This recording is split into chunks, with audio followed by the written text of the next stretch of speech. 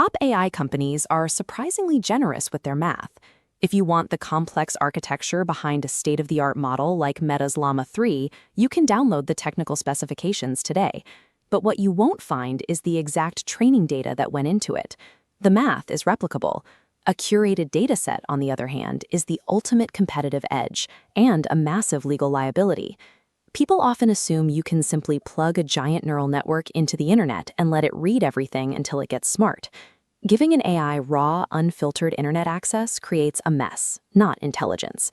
Transforming the digital chaos of the web into something a model can actually use requires a specialized pipeline that handles billions of pages. The starting point for most language models is an open-source project called Common Crawl.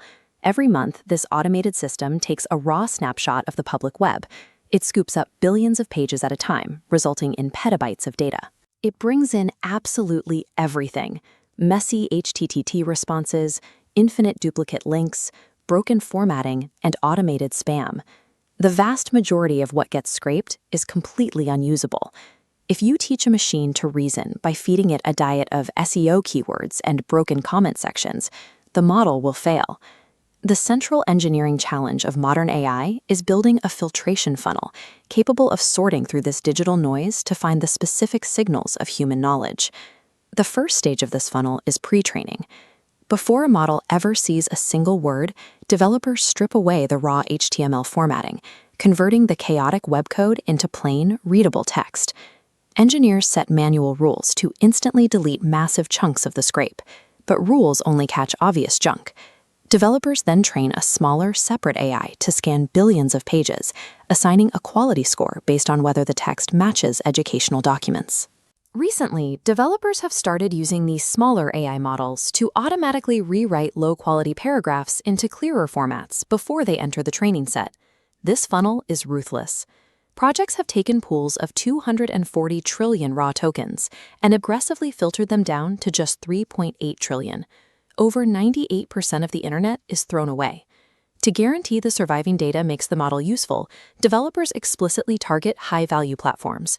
They scrape Wikipedia to build a baseline of factual knowledge and pull millions of repositories from GitHub to teach the model logical reasoning through code.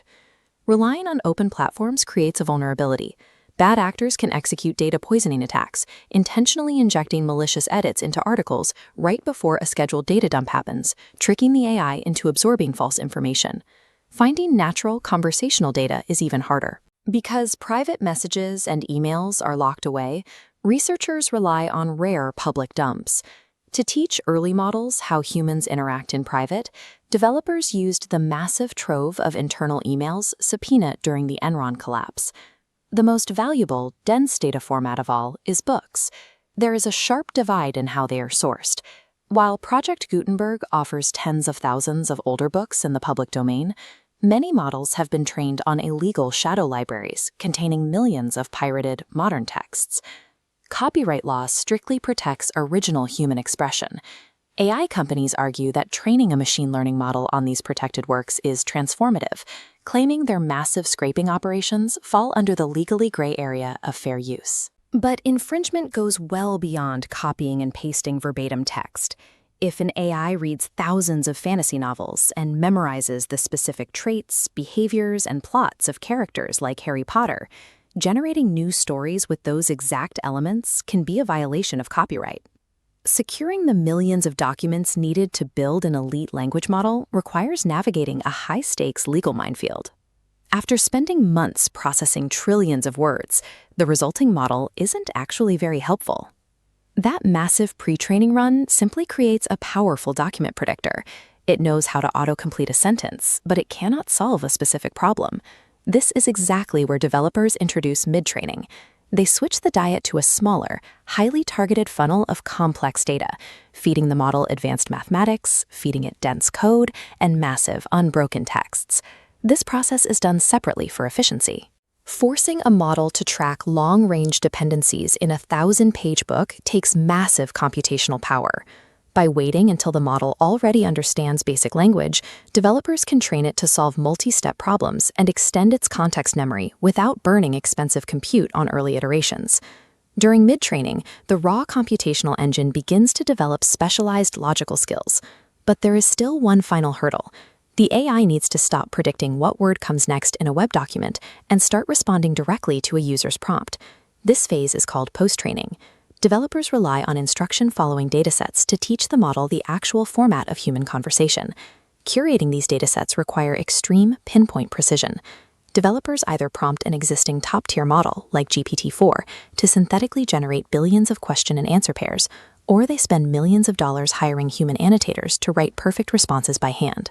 Post-training acts as the final behavioral conditioning. It instills the guardrails and conversational tone that make the AI safe and usable for the general public. Looking at the sheer scale of these models, you might assume their creation is a clean, mathematically exact science. It isn't. Building an AI dataset is a deeply heuristic, trial-and-error art form. Every subjective choice made in that filtering pipeline, which websites to scrape, which sentences to keep, directly influences the model's eventual intelligence and its real-world safety. The neural network architecture provides the structure, but the data determines the capability. The facts and patterns absorbed during this funnel stage define exactly how the model will behave once it is deployed. Ultimately, the algorithms are open. Whoever manages to build and control the highest quality data funnel determines whose model succeeds in an industry where clean data has become the most valuable resource. Understanding the messy reality of training data is just the first step. Putting these concepts into practice is where the real work begins. If you want to get hands-on, check out the Learn by Doing with Steven YouTube channel.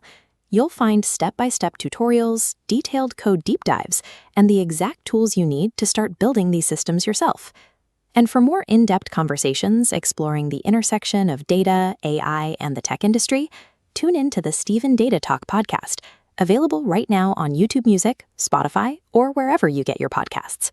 All the links are down in the description. Thanks for watching, and I'll see you in the next